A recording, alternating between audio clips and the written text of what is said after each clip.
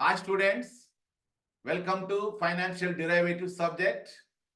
Dear students, so far we have completed two chapters in financial derivative subject. Now we are moving to third unit, that is options contract. Third and fourth unit belong to options contract, and these two units are very important to understand in detail about options contract. So in this class we are going to discuss about options and its futures. You know that we have already discussed options contract in the previous classes as a part of first unit, but as a part of third unit we are going to discuss options contract in detail. Kindly follow me and pay your attention to know about options contract. Thank you.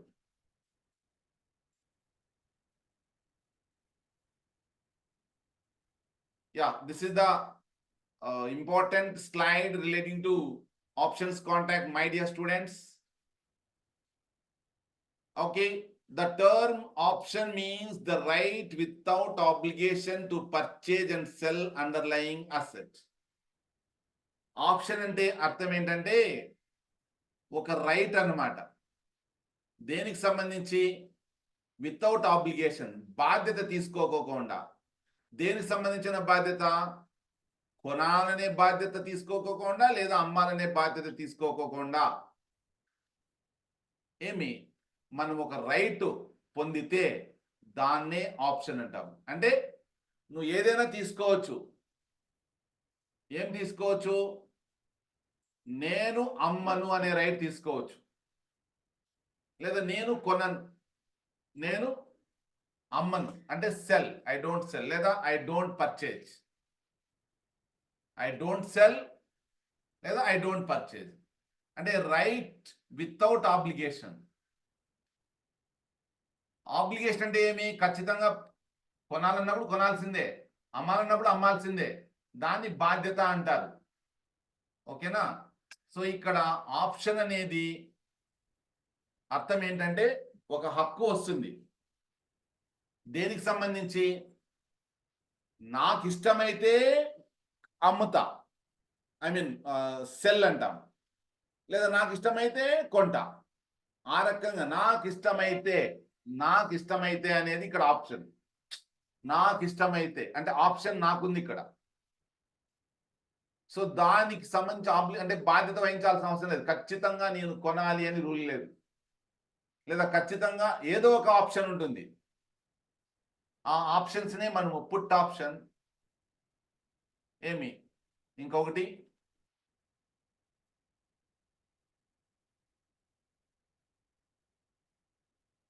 Number 1 ఏమంటే, ఒకటి right to buy call option, right to buy option.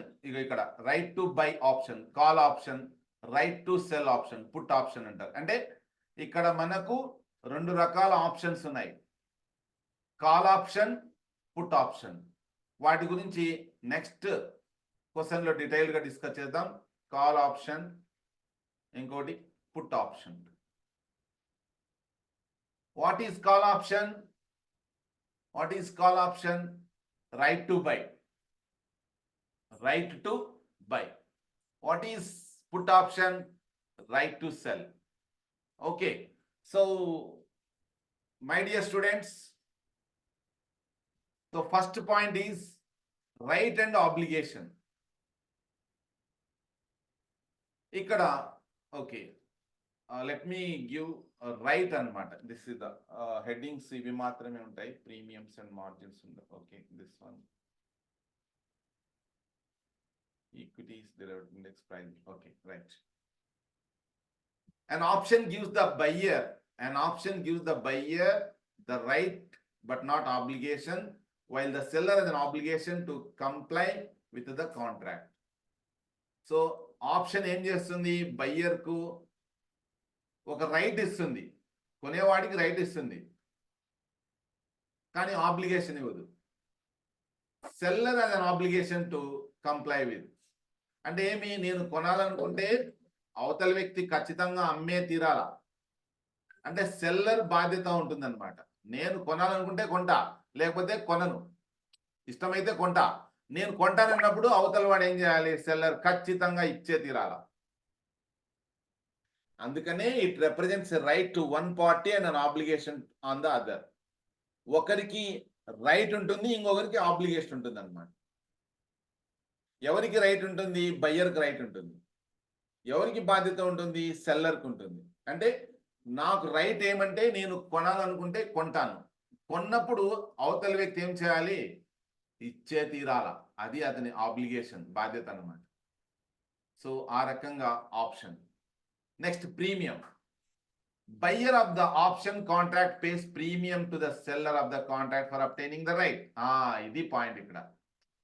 ఏం ఊరినే right వస్తుంది అనుకున్నారా బయ్యర్కు? No, you won't get right easily. సెల్లర్కు కొంచెం అంతో ఇంతో అతను బాధ్యత మనం అప్పగిస్తున్నాం కాబట్టి అతను నష్టపోతాడనే భయంతో మనం ప్రీమియం పే చేయాలన్నమాట. That is the important point. It is non refundable whether the option is exercise or not. మనం కొంటామో లేదో ఏమి, అది తిరిగి మనం ఒకవేళ కొనలేదనుకో, తిరిగి అతని నుంచి వెనక్కి ఇప్పించుకునే లేదు. ప్రీమియంను మనం ఇచ్చిన కమిషన్ లాంటి మొత్తాన్ని సెల్లర్ నుంచి ఇప్పించుకునే రైట్ మనకు లేదు. నాన్ రీఫండబుల్ అనమాట, నాన్ రీఫండబుల్. ఓకే, సో మనకు ఒక రైట్ కావాలంటే బయ్యర్కి సెల్లర్కి ప్రీమియం పే చేయాలనేది పాయింట్ ఇక్కడ. Next, pay off profit or loss.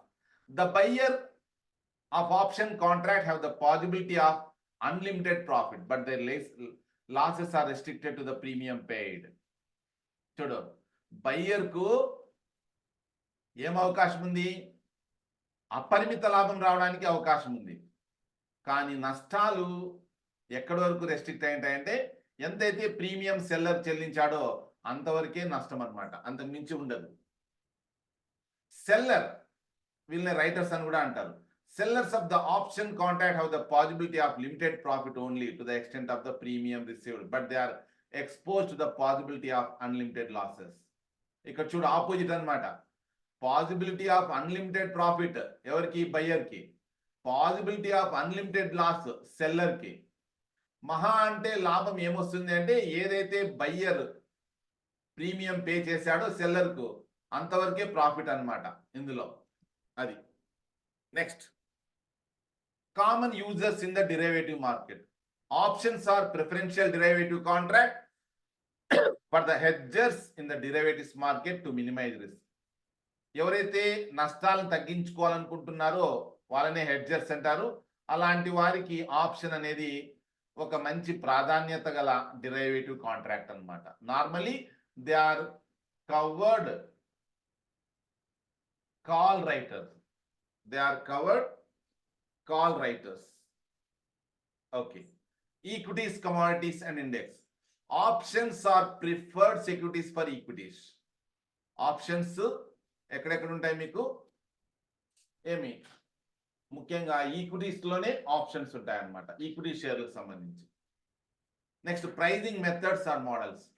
ఈ ఆప్షన్స్ లో ఏ మెథడ్స్ వాడతారు అంటే బైనామియల్ ఆప్షన్ ప్రైజింగ్ మోడల్, తర్వాత బ్లాక్ స్కూల్స్ మోడల్, ఈ రెండు మోడల్స్ వాడతారు.